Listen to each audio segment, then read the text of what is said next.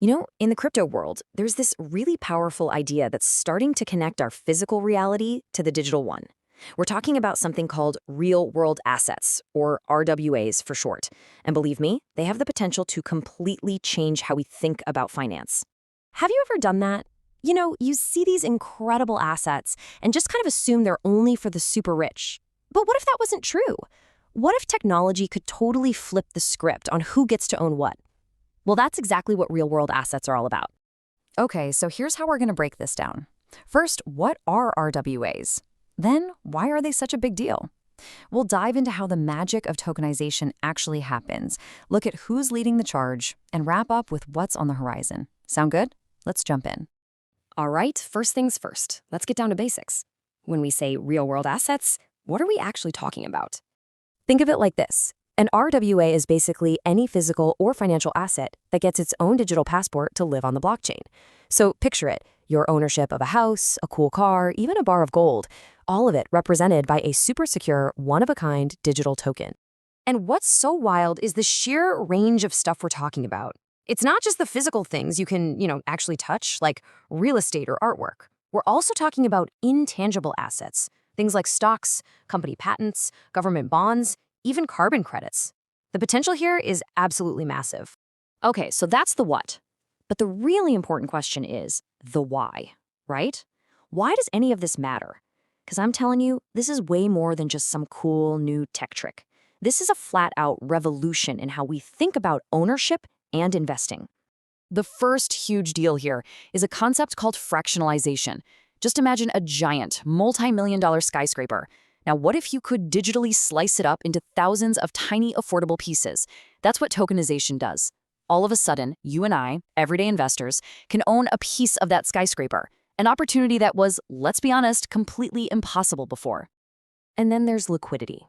You know how selling a house or a rare piece of art can take forever, months, even years? That's what we call an illiquid asset. But a token representing that house, you can trade that thing in seconds on a digital marketplace 24/7.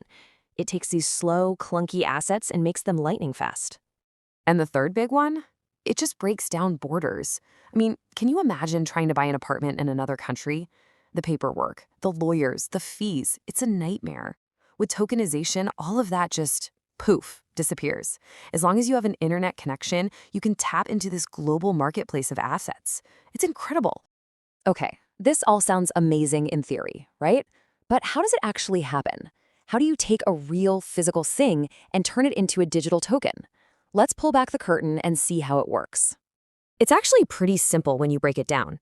First, you've got your asset in the real world.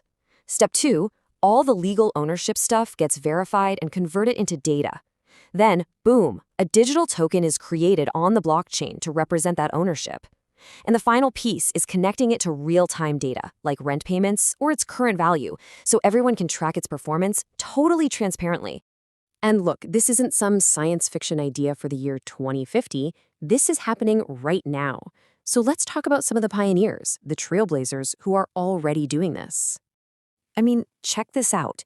You've got companies like Lofty and Homebase letting people invest in rental properties with as little as $100. Then you flip over to the credit markets, where Centrifuge and Maple are basically building new kinds of lending businesses on-chain. Pax Gold, they let you own actual physical gold, with each token backed one-to-one by gold bars in a vault. And maybe the wildest one, Ondo is tokenizing U.S. Treasury bonds. Yeah, they're bringing one of the safest investments on the planet into the world of crypto. Now, of course, it's not all smooth sailing. Like with any new world-changing technology, there are some pretty big hurdles to get over. But the potential on the other side is just massive. So it's super important we look at both. So on the one hand, you've got the tough stuff, figuring out all the complex legal and regulatory rules, getting everyone to agree on how to value these assets, and of course, building trust in the whole system. That's a huge one. But the reward? The bright horizon, if we can solve this? It's a financial world that's more inclusive, more accessible, and just full of new opportunities for pretty much everyone. And let's be real, no single company or group can pull this off alone. It's going to take a massive team effort. We need the token issuers, the service providers, the government watchdogs, and of course, us, the investors. We all have to collaborate to build a foundation that's actually solid and trustworthy. And this quote really nails it. It says this whole thing is a transformative leap. And that's exactly right. This isn't just another passing tech trend. We're talking about a fundamental shift, a way to reshape finance to make it work better for more people everywhere. So that leaves us with a pretty cool question to think about. I mean, we've talked about buildings and paintings, but what's next? What about owning a piece of the royalties from a hit song or a tiny share of a super rare wine collection? The possibilities are, well, they're pretty much endless. It makes you wonder, what do you think is the most interesting, most exciting real-world asset out there just waiting to be brought on chain? Because this journey, it's really just beginning.